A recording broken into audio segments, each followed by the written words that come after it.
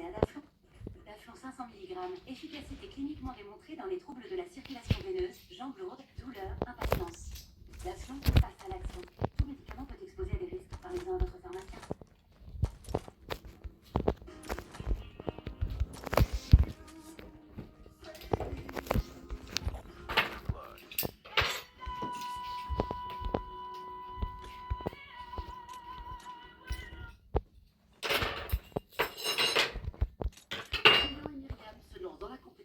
Avec l'appétissante moyenne de 10.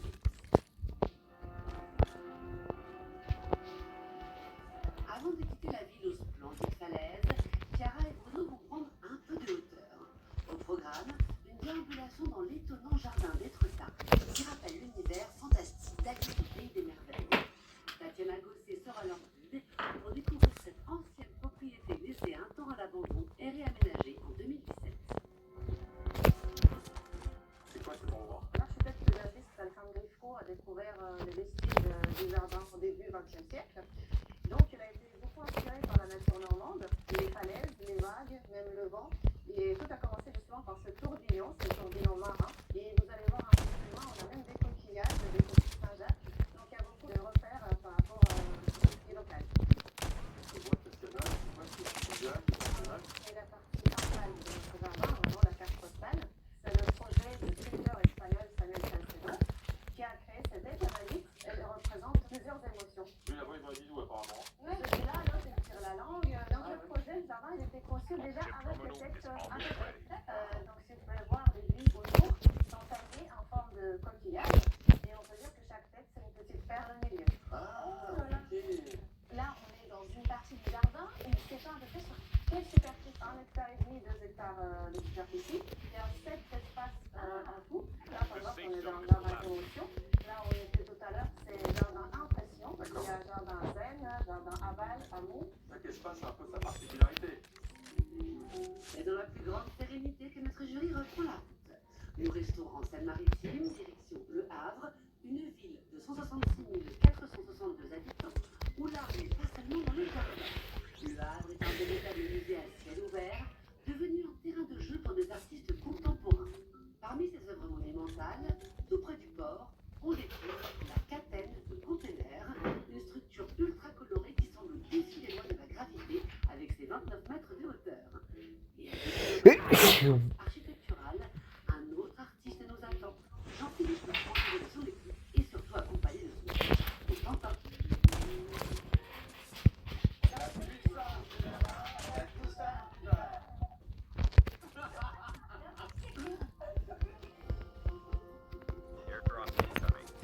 Ce serait pas une véritable de machine à coudre, ça? Moi, je suis couturier, madame. On coupe les chaussettes? Bonjour. Bonjour. Oui, Suzanne, bienvenue dans la boulangerie. Merci beaucoup. Je parlais presque à l'école, petite.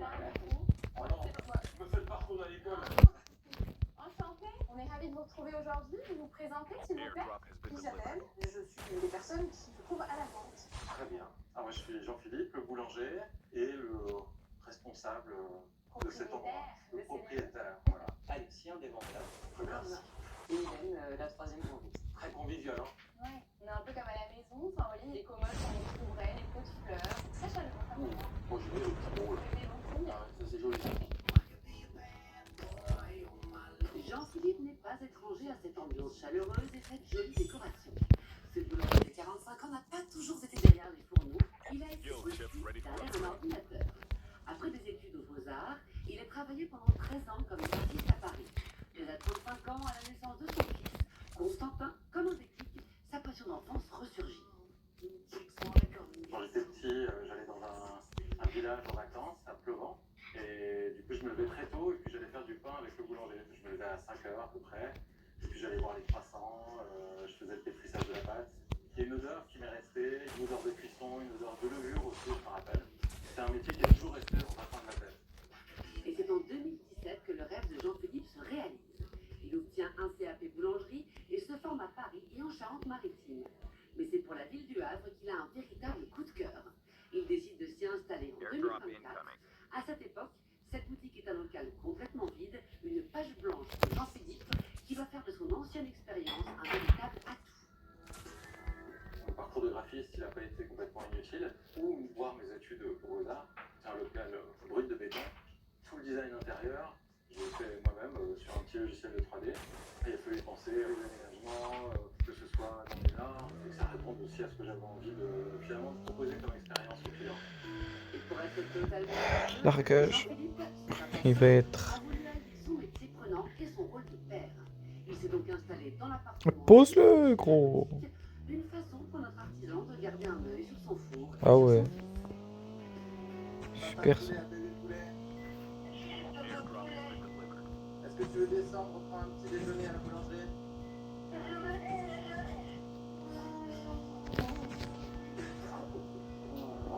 Je vis avec mon fils, je savais qu'il allait passer beaucoup de temps ici. Et donc j'ai voulu que ce soit un petit peu la prolongation de mon salon. Et je voulais que ce soit un endroit chaleureux, convivial, où lui puisse passer du temps sans se sentir au milieu d'un commerce. Et je prends Constantin vient ici avec tous mes collègues, où c'est presque une petite famille pour lui. Merci monsieur. Mon fils, c'est vraiment une source de motivation dans mon travail. Quand on monte un projet comme ça, c'est très très long. Et c'est vrai, quand on a un petit garçon comme ça, quand on a des doutes, on pense à lui et ça nous redonne de l'énergie pour continuer à avancer. Alors Isabelle, qu'est-ce que vous avez envie de nous présenter, de nous raconter comme histoire le copain? J'ai bien envie de vous parler du pain au blé ancien. Il se trouve tout là-bas, c'est le pain coupé en polka. D'accord. Visiblement bien planifié parce qu'on a des belles couleurs. On voit que le façonnage est régulier, pas trop de farine. Qu'est-ce que c'est là que ce petit pavé, on dirait, j'aime bien moi ce format. C'est le pain au sarrasin, avec du sarrasin, donc et à l'intérieur on a des graines. Donc pour les personnes qui mangent sans gluten, c'est une possibilité. Et ça très longtemps, ils se mangent très bien. Toi qui rates très peu de baguettes, hein. Là-bas, c'est pas des baguettes, c'est des pains. La double baguette. Ah, c'est la double baguette. Avec Tidani. Bon, voilà, une salope. Une salope de ces morts qui suce des bites. Voilà, il essaie de me tuer avec son véhicule de merde. J'en ai marre de ces véhicules. Je vais les exposer. Ouais, tu sais quoi, même, je pense que je vais jouer à Bazooka. Ça m'a saoulé, frère. C'est mon... Ça me dégoûte, ce jeu. Tu te retrouves avec des connasses comme ça qui savent pas jouer. Ils sont obligés d'être gaze comme ça. Ouais. Il va y dormir. J'espère qu'il se fait buter. Ouais. Force. On n'est pas ensemble. Je t'aime pas, frère. Tu n'es pas mon boss et tu es personne et tu sers à rien. Le mec, il me tue comme ça quand même. Hein. Il me tue avec sa vieille voiture. Ce fils de pute. Et utiliser Poltergeist, ça lui a servi à rien. Ça c'est un mauvais joueur. Ça c'est un joueur de merde. Il y a même pas à parler. Parlez pas avec moi. Ouais. Non, je rigole. J'étais bien gros, t'as tout ruiné. Putain, tu m'en fous. À utiliser les véhicules pour faire des dégâts, c'est gênant. Je sais pas frère, bats-toi correctement. Pas en salope.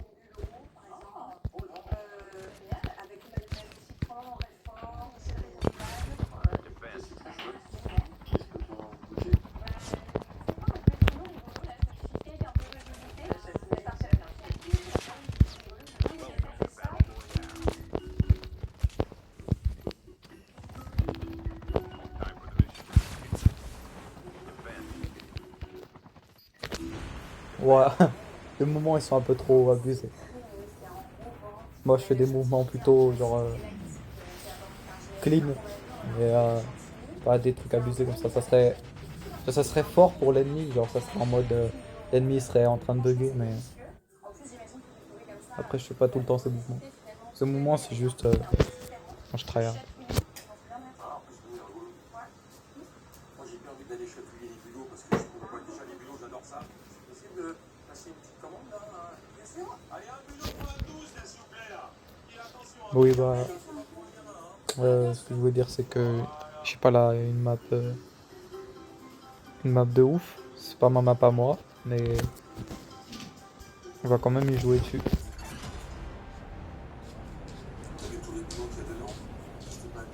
Parce que j'aime bien la difficulté. La difficulté du jeu. Donc on joue sur des maps dégueulasses. Et cette map là elle est dégueulasse. Donc c'est bien. Par contre, là, j'ai eu un de ces bugs de fou. L'impression un peu de voyage, de navigation, un peu côté mer. C'est pas ma connexion, ma connexion elle est bien. C'est vraiment le jeu qui est sous Frozen. Je prends ça. Ça avec aussi, bien sûr. Pas ça. Ça c'est bien. Ça c'est bien. Merci.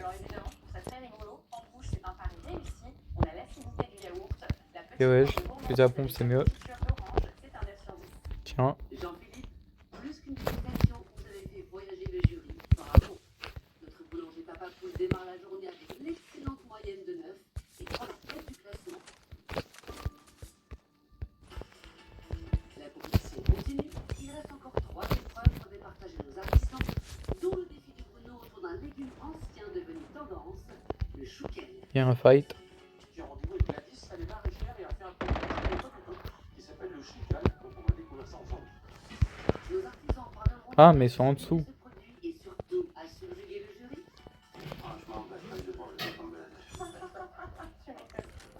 C'est le moment de découvrir le Je vais prendre ça quand même. Si c'est l'AD, c'est mieux de prendre ça. Retour à Étretat chez Julien, notre boulanger pâtissier haut de gamme, accompagné d'Alexandre, son pâtissier. Il présente au jury un baba revisité et surtout C'est quoi? le baba Étretat. Attends. Un baba avec Inter il galère avec un les chiens. chroniqueur, de chez nous, de Fécamp, très connu dans la région. local, Voilà. qui à base de Plan et le café à l'intérieur. Pour le port du Havre, très gros port importateur de café. Ah oui, exact. Un jour, on a vu un café, on a essayé avec un liqueur, on s'est dit c'est pas mal. Et du coup, voilà.